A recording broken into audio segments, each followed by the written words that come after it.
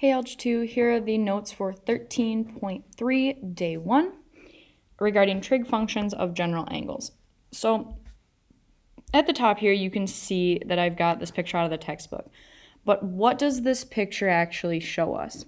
Well, essentially what this says is that the reference angle is always just going to be connected from the terminal side to the closest axis.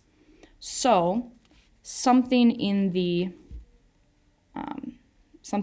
first quadrant is always going to be connected to the positive x-axis. Something in the second quadrant is always going to be connected to the negative x-axis. And our reference angle is always going to be right in there next to the origin. Something in the third quadrant is always going to connect up here to our negative x. And finally, something in our fourth quadrant is always going to connect to our positive, and our reference angle is always going to be inside there. So you can see that in color down here where it says reference triangles are drawn to the x-axis. And remember, your triangle should always be part of a bow tie. And we can always find our reference angle by taking the terminal side and finding the angle between it and the nearest x-axis. So what do the signs, aka the positive and negatives of reference angles, look like in each quadrant? So if we look in this first quadrant, we see that something in this quadrant is going to have a positive x and a positive y. And then, of course, it's going to have a positive r. So if I want to talk about my trig functions in this quadrant, specifically in quadrant 1, I'm going to look at their positive negatives. So if I look at sine of this angle, I'm going to look at opposite over hypotenuse. I notice this is a positive and this is a positive. A positive divided by a positive is a positive.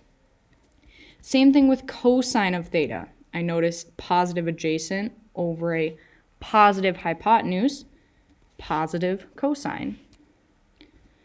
Tangent of theta, then, it makes sense, positive opposite over positive adjacent is also positive. So in quadrant 1, we say that all of our signs, all of our trig functions are positive. Let me move this a little closer, sorry about that.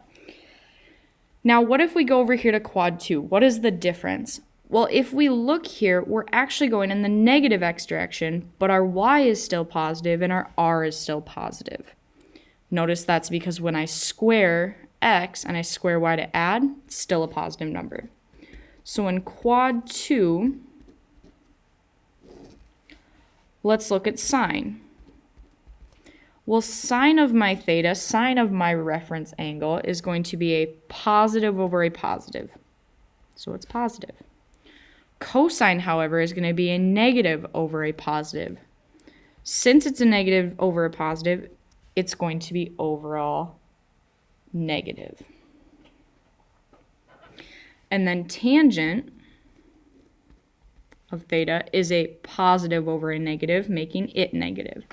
So the sign which is positive in this quadrant is sine. All right, let's keep going to third quadrant, or quad 3. Again, r is still positive. If I look at my reference angle, sine is going to be a negative opposite over a positive hypotenuse. So sine of theta is negative. Cosine of theta is a negative adjacent over a positive hypotenuse, so it is negative. But tangent in this one is going to be a negative over a negative, making it positive. So the trig function that is positive in this quadrant is tangent. All right, last quadrant, quadrant 4. If we look here, we have a negative y, a positive x, and a positive r. So sine of theta, it makes sense then. Negative over a positive is a negative. Cosine is a positive over a positive, which is positive, and tangent is negative. So the sine, or the trig function that has a positive sign, is cosine. Now there's a lot of different ways to remember this. One is all students take calc, all seniors take calc. You can start in the fourth quadrant and say you're in the cast. You can say that if you're in theater, you have multiple acts. However you want to remember it. My favorite, however, that I want to tell you is all squirrels taste chickeny. Somehow my Menominee kids came up with it when I was student teaching, and it's just stuck with me. So maybe now it'll stick with you as well. All right, let's see how we can use this. If we go to the back side, we see that the terminal side of an angle in standard position passes through the point 6, -8. So I'm going to go and find that point to start off with. Here's 6, 2, 4, 6, 8. Here's -8. If my terminal side has to pass through that, then I'm going to have to connect it.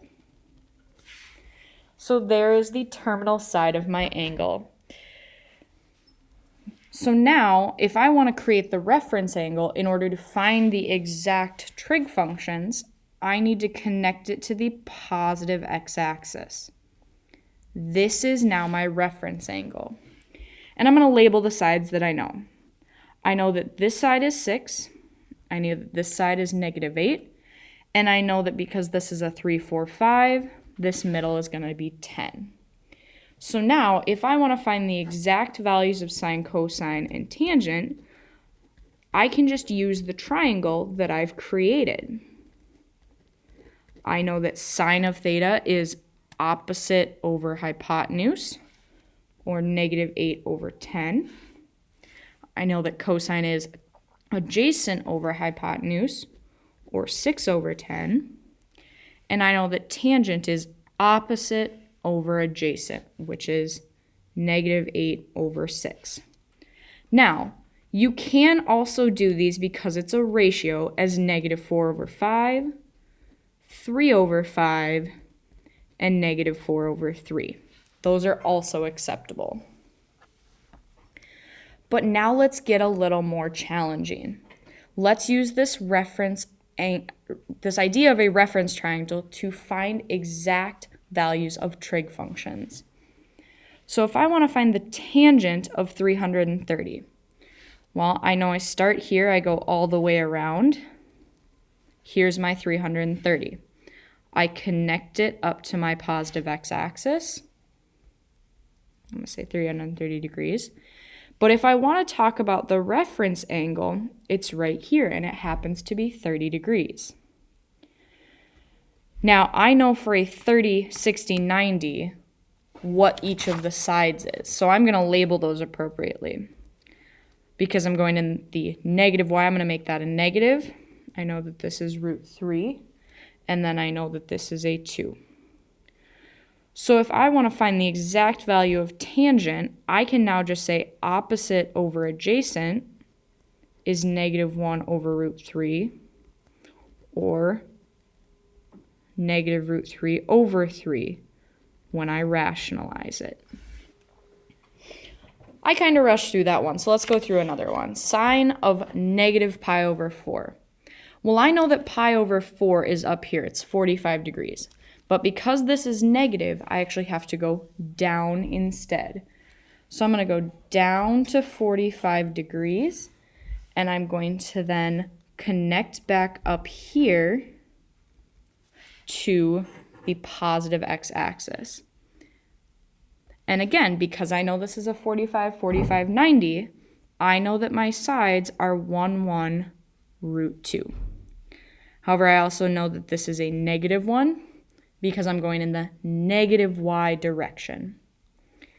So, if I want to find sine of this, all I have to do is say, here's my reference angle.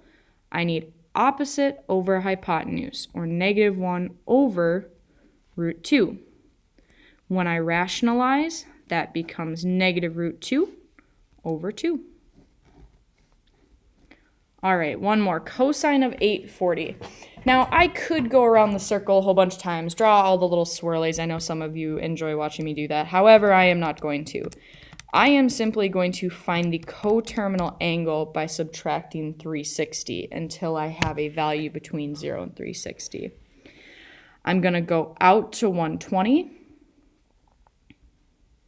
and I'm going to connect it to my negative x-axis. Again, we're always connecting. We're always making it part of that bow tie.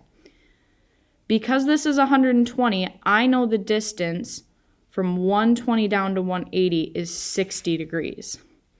So therefore, this is a 60, 30, 90 triangle. And I know the sides are root 3, 2, and and 1. Once I've made my triangle, all I have to do is find the specific thing that it asked me for. So what is cosine of this triangle, of my reference angle? Well, it's adjacent over hypotenuse, or -1 over 2.